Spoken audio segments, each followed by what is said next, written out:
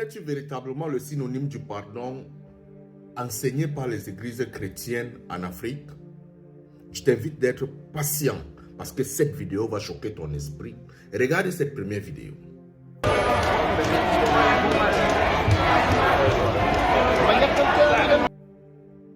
Celle-ci.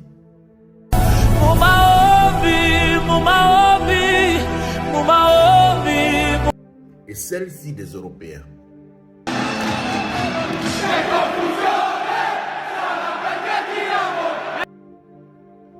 Lorsque les Européens veulent quelque chose, ils se lèvent, ils vont demander, ils se mettent dans la rue, ils réclament et ils demandent.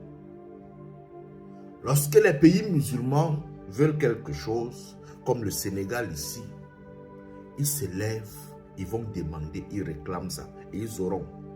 Parce qu'ils savent qu'il faudrait demander par obligation et imposer certaines règles pour pouvoir demander. Quand on arrive chez les chrétiens, on commence par une première des choses, il faut prier. Il faudrait faire ceci. Il faudrait pardonner, il faudrait excuser. Même si il faut se laisser exploiter, il faudrait pardonner.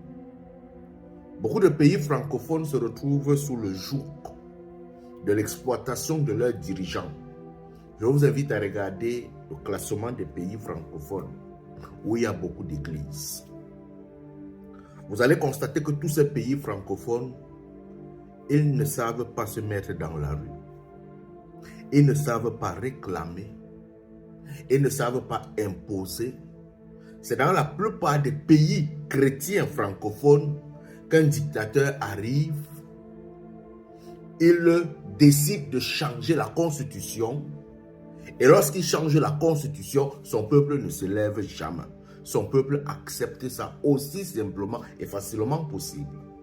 Ça se passe difficilement dans les pays musulmans en Afrique. Pourquoi? Parce qu'ils font la différence entre le pardon, entre l'humain et le pardon pour se laisser exploiter.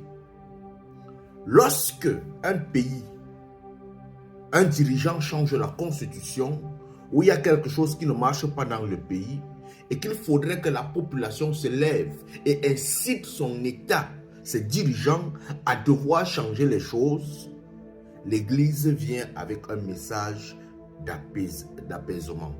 Non, laissez César à César ce qui est à César, l'autorité, laissez l'autorité aux autorités.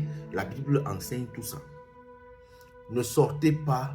Ne soyez pas contre les autorités parce que c'est Dieu qui a établi les autorités. C'est Dieu qui a fait ceci. C'est le message qu'on enseigne au peuple. Et lorsqu'on les enseigne ce message, ils se font exploiter. Ils se font utiliser avec un silence de l'enseignement. D'où, j'aime souvent dire au peuple, les dirigeants spirituels sont les gens qui viennent apaiser les cœurs pour amener les populations à se laisser exploiter dans la paix. Ça a été une stratégie utilisée par les colonisateurs. Aujourd'hui, le christianisme et les églises chrétiennes sont l'instrument utilisé par l'État pour avoir une population qui ne bouge pas, qui ne parle pas. Regardez le cas du Congo. Une église au 1 kilomètre. Ils sont sous la pluie, en train d'implorer Dieu pour le changement. Ils vont beau parler. Ils vont dire c'est grâce à Dieu. Tout ce que Dieu fait est bon.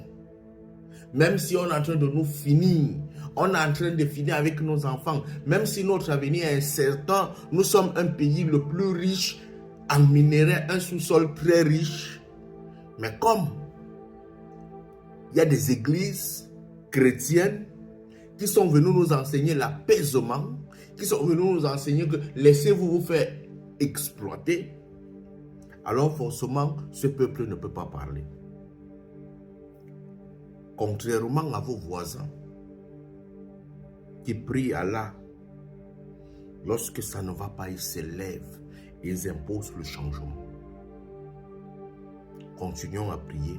Je crois que dans cette vidéo, vous avez compris ce que c'est le synonyme du pardon en Afrique. Le synonyme est simple. laissez-vous vous faire exploiter. Allume ton cerveau, mon frère.